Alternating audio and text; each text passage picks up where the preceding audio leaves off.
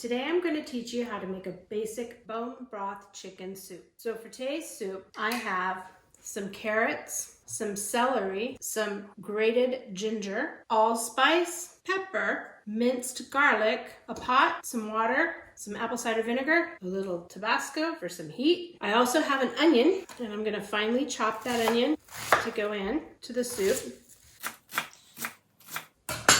For this recipe, the measurements of things don't really have to be precise. You can add whatever you have on hand and all the kind of spices that you like or that your family prefers. My husband happens to love carrots and celery, and he likes his bone broth to be a little clear, so it's closer to a chicken soup that's good for sipping and has just a few little floating vegetables in it. The other key ingredient happens to be a rotisserie chicken that has been picked most of the way of all its meat. This is great because it has a lot of extra nutrients, and the chicken carcass can still be made into a soup. It's a great way to stretch your ingredients a little longer. The first thing I do is I take the chicken carcass and I put it into the pot.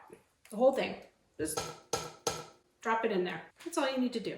The next thing I do after I put the carcass into the pot is I take about 8 cups of water and pour it in so that the carcass is sitting in a big bath of water. The next thing I do is I put the carrots in, and the celery, the shredded ginger, the garlic, minced garlic, the onion, all that onion. I then get a little bit of Tabasco sauce and I add a splash of it in there, just a little for heat. And I take some allspice, and one day I'll show you how to make the allspice. Basically, it's almost just every spice you would use for chicken. It just really makes a great flavor in your soup. Put that in there. Some black pepper, also a splash of apple cider vinegar. Now, we're ready to put the bone broth onto the hot stove. You want to put it at a very, very low temperature so that the meat can start to further fall off the bones and to get into the water and sort of simmer for a while. Let me get to that. This is how my bone broth looks when I start.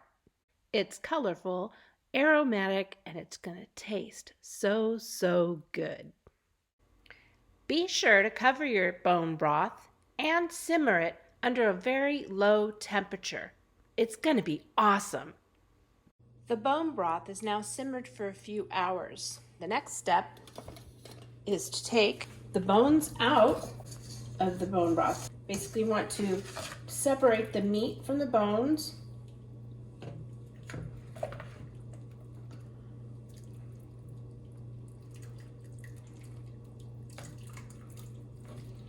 And scoop it all out, leaving the vegetables. Try to capture as many as you can. Sometimes I use a fork to help me do this because it's really hot. Basically looking to see if there's any bones left. When the bones cool, I'll take the meat off the bones and return it to the soup. It has a slightly cloudy look. That's because it's more bone broth, normal clear chicken soup. Good stuff. It's plated. Very yummy. Can't wait to see my husband try it. I love you. I love you too. You gonna taste my soup? Absolutely. I can't wait to taste it.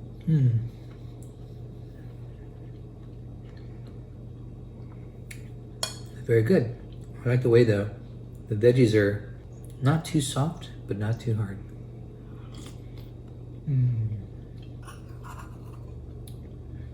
Chicken. Thank you, honey. You're very welcome. I love you. Can I have some more? Of course you can. You know what I like about it the most? What? It's a classic recipe, it seems like. Has all the right veggies in it, just the right amount of chicken. The broth is perfect.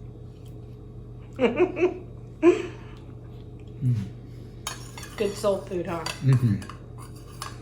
This is the kind of soup you want to have when you're not feeling well. It's like medicine. Snarf.